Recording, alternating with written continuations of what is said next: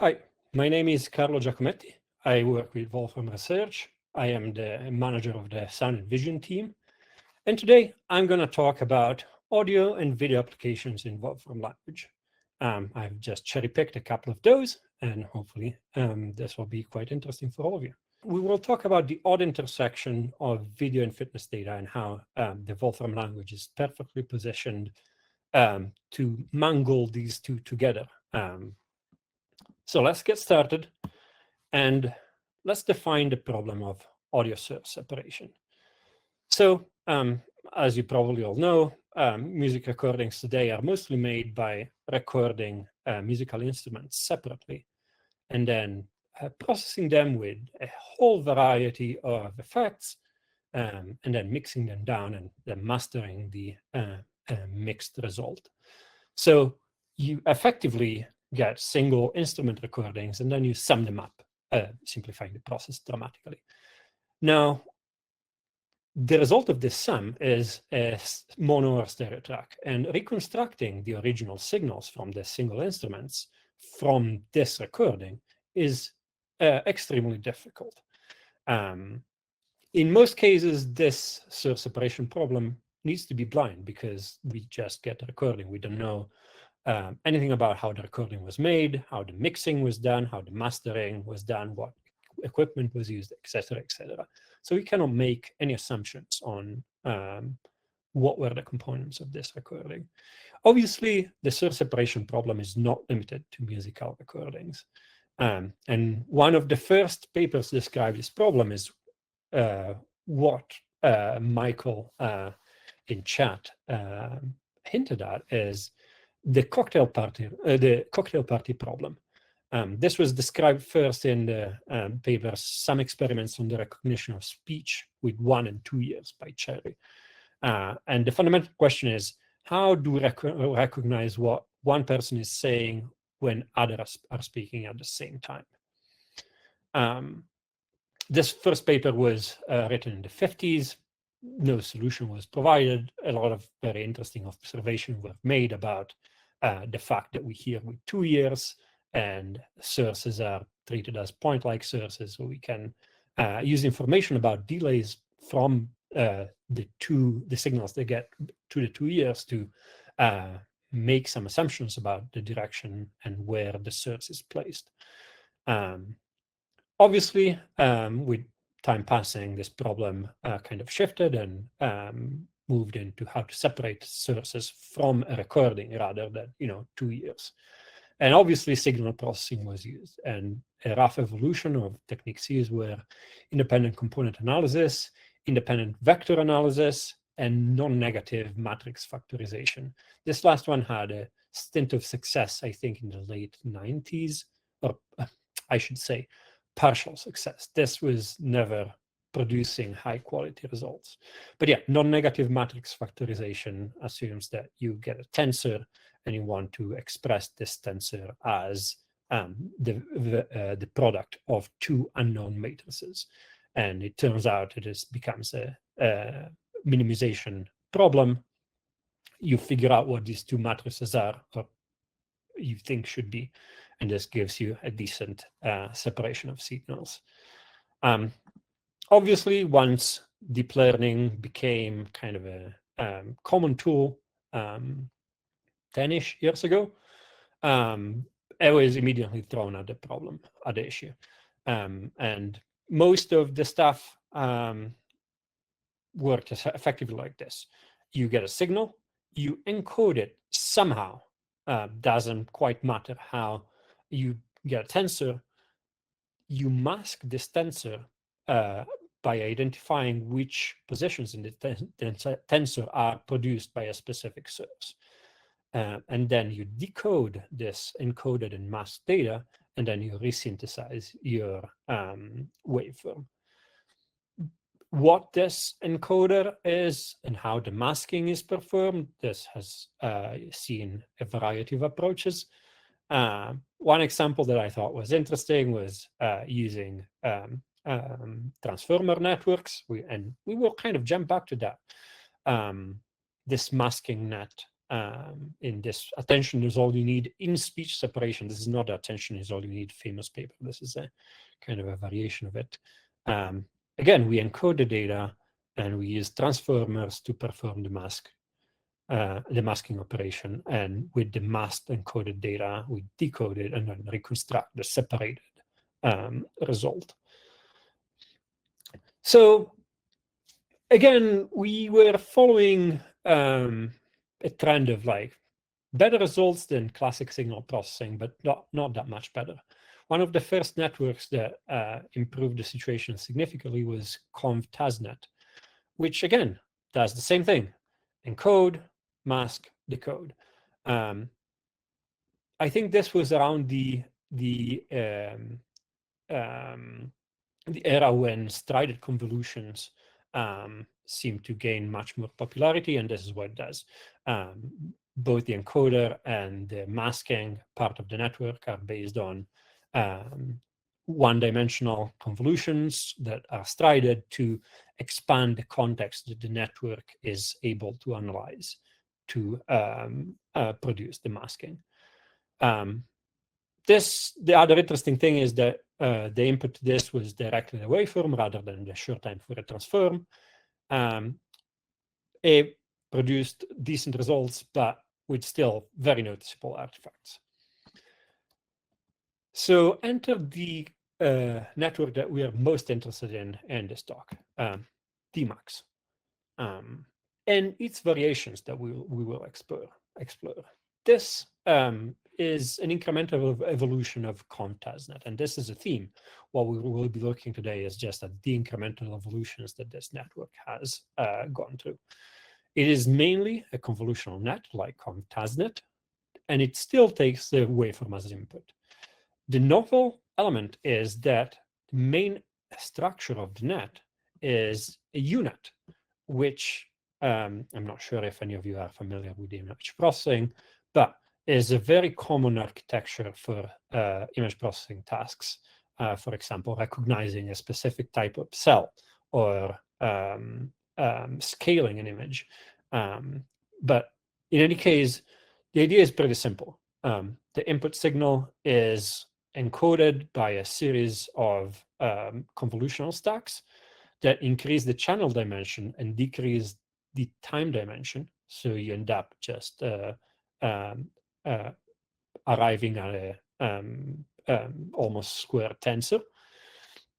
And then there is a mirror structure in the decoder section where we decrease the number of channel and increase the number of time steps. The one thing that makes this particularly interesting is that the encoder I is connected to the decoder I with a skip connection. You'll notice that the dimensions going out of encoder I are the same as the dimension going in the decoder I. So effectively, the signal is summed to the output of decoder I minus 1. The other unique thing that the original DMAX does is put an LSTM, long short type memory layer, in the middle of the network. And this consistently outperformed the state of the art at that time. The next evolution of this is hybrid DMAX. One issue with the architecture that we're looking at, right, is that this is a pretty simple network, and the fact that we have convolutional encoders means that, sure, we give it as an input a waveform, but there's no reason why the network wouldn't learn a representation that is similar to the short time Fourier transform within the encoder. However, the amount of training data is limited. So the authors of the paper thought to give a leg up to the network, why not pass it directly, both the waveform and the short time Fourier transform? These are effectively the same data. It's a linear change of basis, right?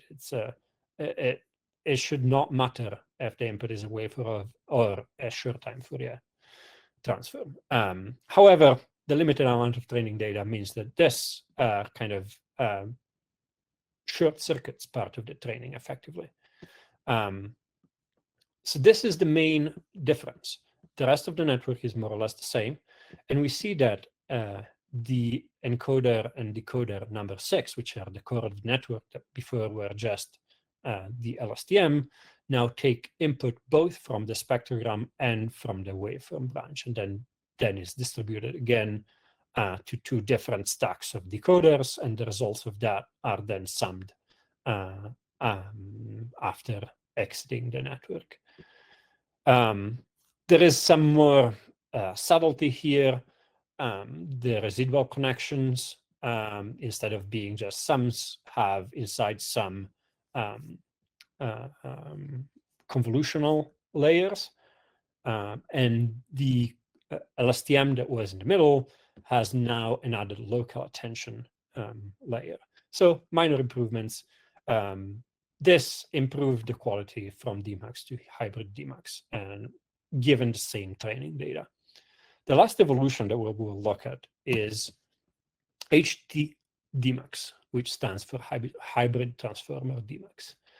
And this is interesting because it goes back to what I showed earlier in one of the earlier paper, where the masking is effectively done by transformers. We are in a similar situation, except the encoder is more complicated, the one that evolved from COM-TASNES to DMAX to hybrid DMAX. So we have convolution encoders for both the waveform and the short-time transformer. And then the core of the unit structure that we have here, instead of being an LSTM-based network, it's a cross-domain transformer encoder. The structure of this is pretty simple. It is based on a normal transformer, which is a stack of self-attention and feed-forward network. And this is fed from each of the time and the spectrogram branches. And then there is a cross-attention layer following the transformer encoder layer that is fed information from both branches. So what do we get from this change in the core of the network? Well, we get improved performance at the cost of more training data needed. But the performance in terms of signal-to-noise ratio and mean opinion score on the separator results is much higher. So how does this work in a Wolfram language? At the moment, there is nothing using HT DMAX in a Wolfram language. We have plans for the next few releases to make an HT DMAX-based function repository entry. The idea will be pretty simple. You get a noisy audio signal, or sorry, a musical audio signal. And then the function that, in this case, in my prototype, I'm calling audio separate, will output a list of an association, where vocals, bass, drums, and everything else is separated. And the things that are picked out here are effectively just what HT DMAX has been trained on. And you can hear still when I'm with you. The separation is not perfect. We are still working on the implementation, but it is still performing pretty decently.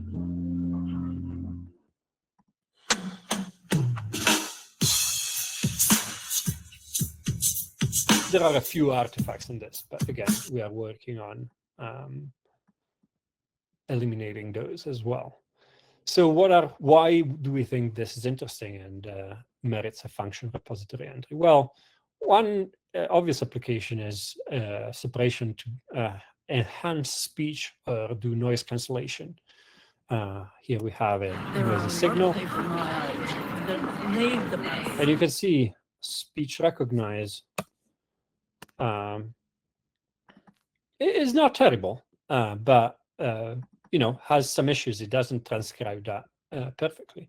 If I separate that into the various stems and select the vocals one, the transcription suddenly becomes correct.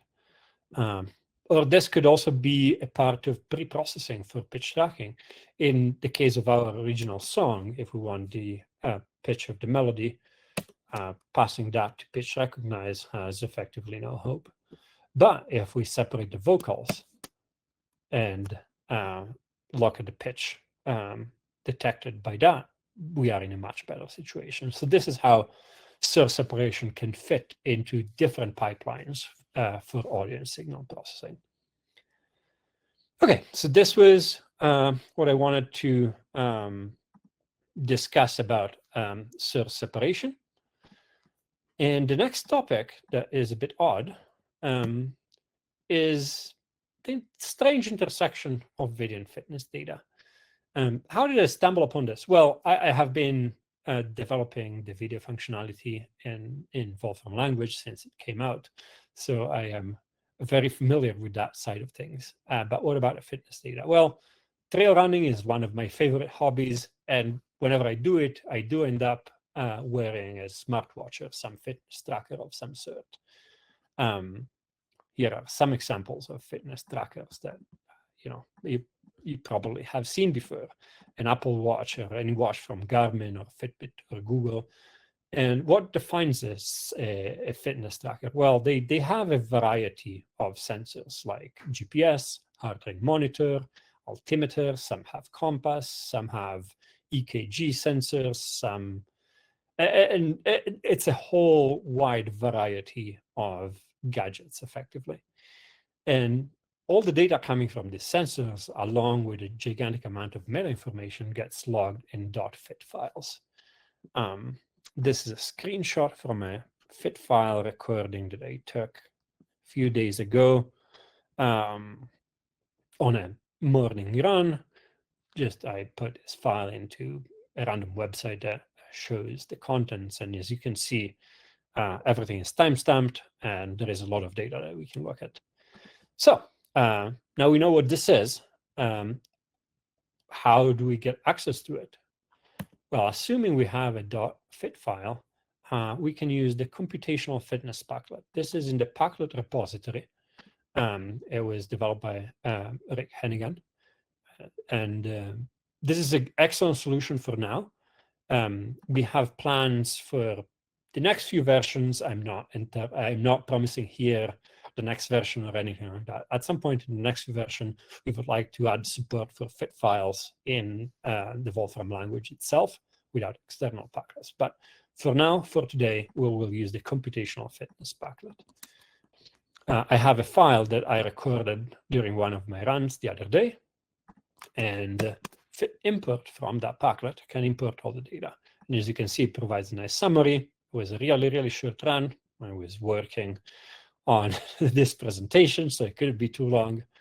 But as a quick aside, an interesting branch to explore is to transform this data into a full tabular object, which I'm sure you've heard about. You've heard Stephen talking about. It has been in the Wolfram language for the last 2 versions, and it allows extremely powerful analysis and visualization and processing. So here, that is just what's happening here. It is transformed to a tabular object, and as you can see, we do have a gigantic amount of data just from a 20 minutes run. However, for our application, we will ignore tabular, and we will import the file as time series. Here I am importing the speed of that workout. We can look at some sample of it. Maybe we can do something like this. It is oddly in miles per hour, but that is just because that's how my watch is configured. And obviously plotting this is a one function business. Nothing particularly exciting here. So what does this have to do with video? Well, several camera companies, for example, GoPro or the makers of Insta360s, in addition to selling you cameras, they offer you editing software. And within their editing software, they offer overlays to display the data from a fitness tracker directly on top of the video. And I'm not sure if any of you has ever stumbled in the fitness section of YouTube. A lot of the videos there employ these kind of overlays. And they all look more or less the same because they are very minimally customizable. This is an example from a video of a ski run, and it just has some data displayed. We are in, as I said, in this very interesting position where with the Wolfram language, we have all the tools to make an arbitrarily customizable data overlay. We can import .fit data. We can do signal processing on it. We can compute derived data from that. We can produce graphs and charts. And with the video processing capabilities, we can overlay that on video recordings in a single block of code. So I wanted to show you a simple example from that short run. Again, here I'm importing the same file, and then I'm importing a bunch of measurements that are present in that file. And I will just select a subset of that. And as you can see, we get our nice time series collection for all of these. The first one, and the most obvious one that comes from, obviously, a GPS watch, is the position. I select that, and this is another advantage of the Wolfram language. If I want to display that track on top of the map, well, we have a lot of geo-based capabilities. So in this case, this is, again, a one-liner of displaying my trail run over a nice vector map. I want a slightly different map. I know that OpenTopoMap also has contour lines, so I can use that as a background for my geographics, and I can put some minor hovering on the track, and I can manipulate that so that I can display that as a function of time. Here I'm just defining a simple function that will do effectively the same thing and we'll use later. I can plot the elevation. It's pretty boring. I don't think this is particularly exciting. This is the elevation again. My units on my GPS watch are not standard units. They are in feet. The one that is the most interesting, in my opinion, with all this tracking is the heart rate. Knowing what heart rate you're working at can be a proxy for the amount of effort that you're putting in, and different amounts of effort will have different training effects. So we can, if we want to see that, we can import the time series, plot it. It looks kind of blocky.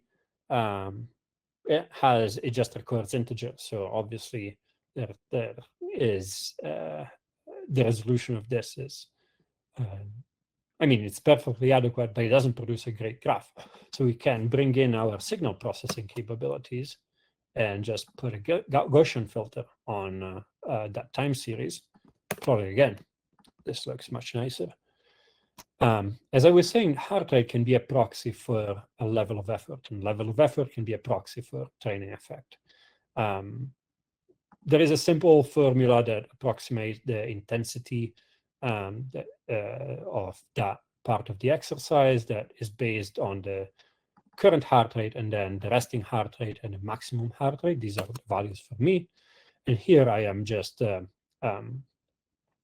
coloring effectively that heart rate value, with green being about 50% effort and red being 100% effort.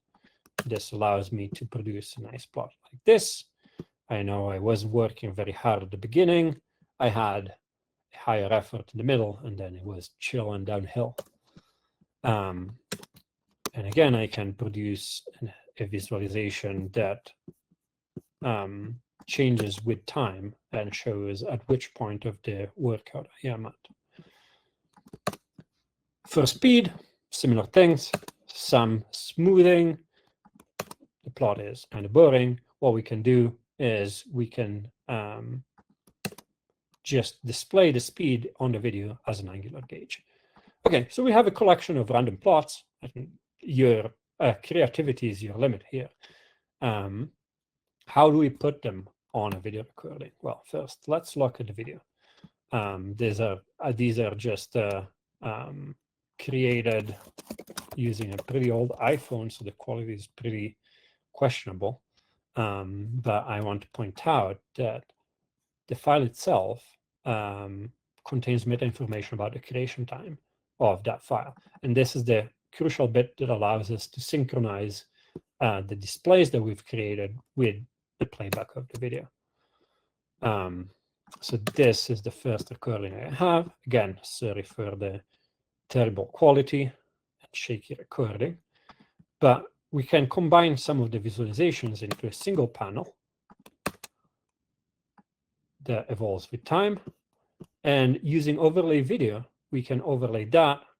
We can pass it a function where the return element of that function is placed expression, where the first element is the expression that needs to be overlaid, and then the second element is information about where it should be on the original video. In this case, I'm saying that the bottom right corner of the panel needs to be almost at the bottom right of the video.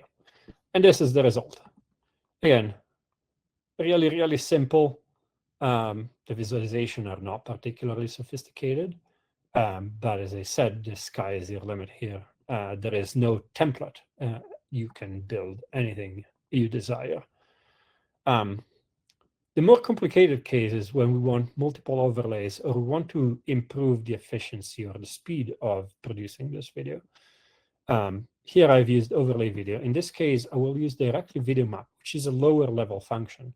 And I will leverage the image compose function that has been kind of standard for in our image processing suite to overlay things. And I want the same panel that we had before, but then I also want the elevation in a small box. So here I have another video that is taken at the end of my run, or kind of in the middle of my run. I've taken out the audio track because I will spare you my panting. Again, sorry for the lower quality video, but then what I can do is use this lower level function, which can be parallelized, which if you have a sufficiently powerful machine, will speed up significantly the rendering of the video. And here we have the end result. This is the same visualization. Now we've added a different one, and we could very much easily move them. We have complete control over what these expressions are and where they are on the screen. Okay, and I think that was it on interesting applications for audio video. We've looked at speech source separations and video and fitness data. And yeah, do come at our Sound and Vision office hours, especially if you have more questions or if you want to know what are the developments going on at this point in our team for version 15 in the future. And yeah, if you have any other question in addition to this, feel free to drop them in the chat or the Q&A. Thank you very much.